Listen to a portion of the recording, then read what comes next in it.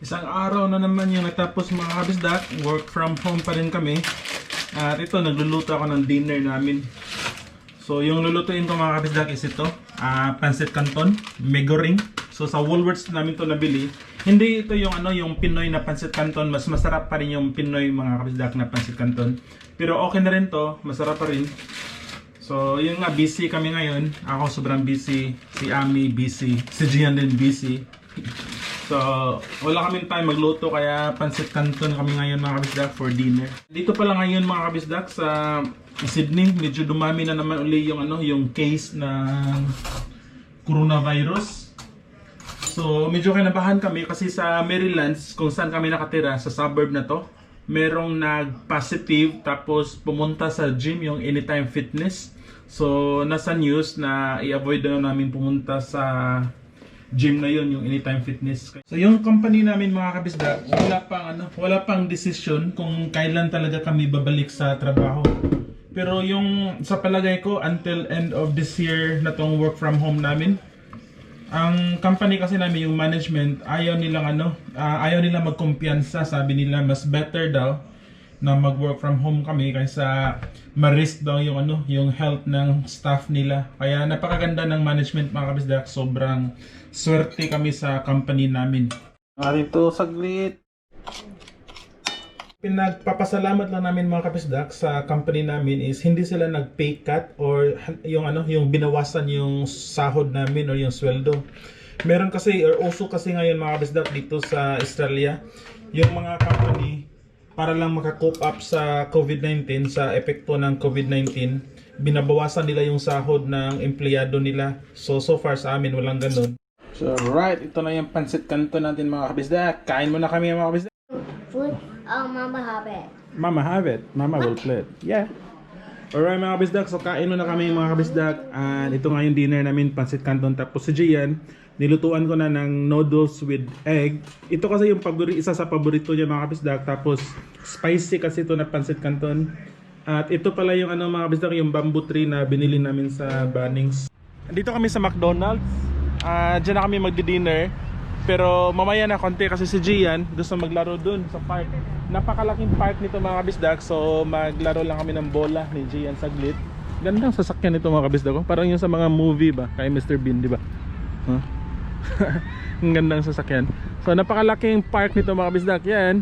At sobrang lapit lang nito sa amin mga kabisdak. Mga 10 to 15 minutes walk kung lalakarin namin to. Lapit lang to sa amin. Kaya sobrang gusto namin tong area namin. Which one? So meron kaming pang picnic mat dito. Wow! Wow! Here's the mat. Wow! Wow! Pala banda mga kabisdak, yan dyan? KFC. Tapos doon, Hungry Jack. Dito sa Australia mga kabisdak, isa sa maganda dito is yung mga parks nga nila. Sabi nila, balang araw darating ang iyong tanging hinihiling. At nung dumating ang aking... So andito ako sa KFC ngayon mga kabisdak. Ito, KFC. So bibili ako ng wings kasi pang dinner namin. Bili lang tayo ng wicked wings dito tapos balik tayo sa park. Bili na tayo ng KFC, so ito yun. So babalik na tayo dun sa park. Grabe ang traffic oh. Highway to.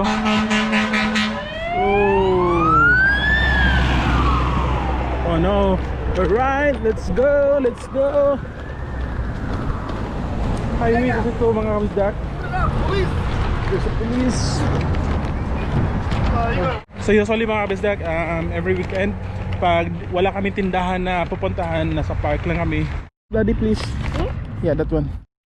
So that's the wicked wings. Wow, so cold.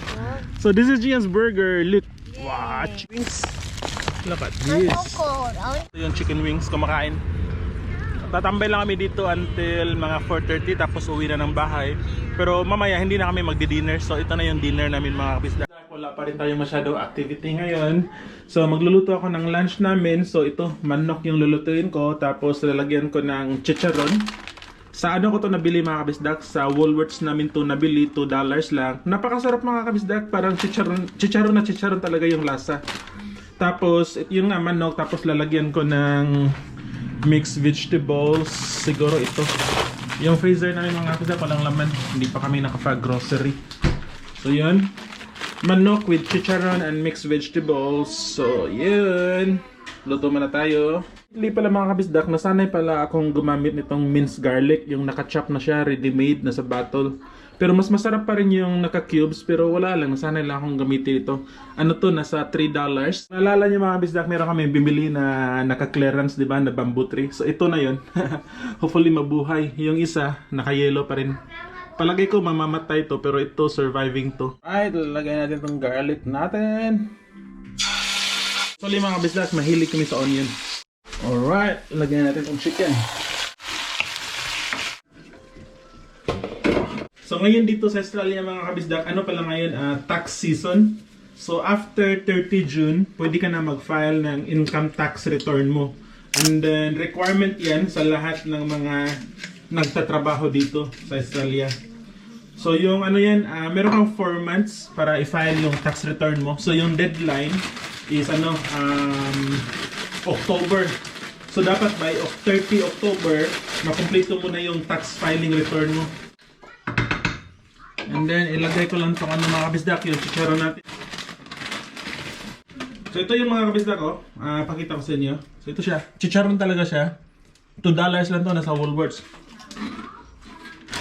Ito mga kabisdak, advice to sa hindi mga permanent resident or citizen dito sa Australia. Make sure pag nag-file kayo ng tax return nyo, i-claim nyo yung Medicare entitlement nyo. So ano yung Medicare entitlement?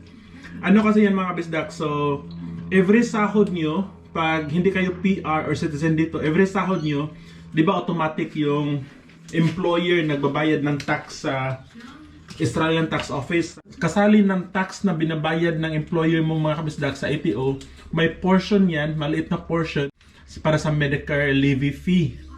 So ibig sabihin, nagbabayad ka ng Medicare dito sa Australia, kahit estudyante ka or working visa ka. So dahil yung mga working visa or estudyante dito, hindi sila eligible for Medicare, so pwede mo siyang i-claim.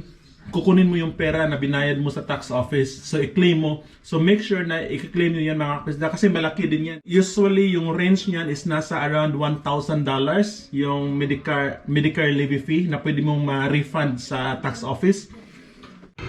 Ang requirement niyan mga kabisdak, make sure niya na before niyo i-claim, meron kayong Medicare entitlement statement. So meron kayong certificate from the Human Resources Government na nagpapatunay na kayo ay hindi talaga permanent resident at kayo ay hindi gumagamit ng Medicare dito sa Australia at meron kayong private insurance. So dapat meron kayong letter niyan mga kabisdak kasi once na i-file yung tax return nyo sa ITO, tapos may portion doon na i-claim yung Medicare levy fee, may question kasi doon, do you have a Medicare entitlement statement? So dapat yes yun. Yes, and dapat nga na-receive nyo na yun. So, punta lang kayo sa website ng Human Resources Government para mag-claim ng Medicare Entitlement Statement. Usually mga kabisdak, 4 to 6 weeks yan ipaprocess ng Human Resources Office. Magpapadala sila ng letter sa mailbox nyo na pwede ka mag-claim or i-refund nyo yung Medicare levy fee. So, ito na yung ulam natin mga kabisdak. Manok na may chicharon na may mga gulay-gulay. So yun mga kabisdak, hanggang dito lang yung video natin. Make sure na i-claim nyo yun yung Medicare levy fee kasi malaki yun. Usually kung meron kang full-time job dito sa Australia, pag student ka or working visa, yung pwede mong ma-claim, usually nasa range yan ng between $800 to $1,200. Ganun kalaki mga kabisdak. So make sure i-claim nyo yan pag nag-file kayo ng tax return, and also make sure na meron kayong Medicare entitlement statement before nyo i-claim. Hindi lang basta-basta i-claim, oy pwede pala. Kasi pag matimingan kayo mga kabisdak at kukontakin kayo ng officer sa tax office at hahanapan kayo ng Medicare entitlement statement at wala kayong maipakita, problema or issue din yan mga kabisdak. So huwag kayong magmadali, hintayin nyo na lang yung makuha nyo yung Medicare entitlement statement. Ano lang yan, 4 to 6 weeks. Pag nakuha nyo na yung letter na yan, so pwede na kayo mag-file ng tax return para ma-claim nyo yung Medicare levy fee. And I'm sure magandang balita to sa mga estudyante o working visa dito sa Australia kasi medyo malaki-laki yung makukuha niyo. So All the best sa tax filing nyo mga kabisdak. At kung meron kayong question, mag-comment lang kayo or message us sa Facebook page namin. Thank you and all the best.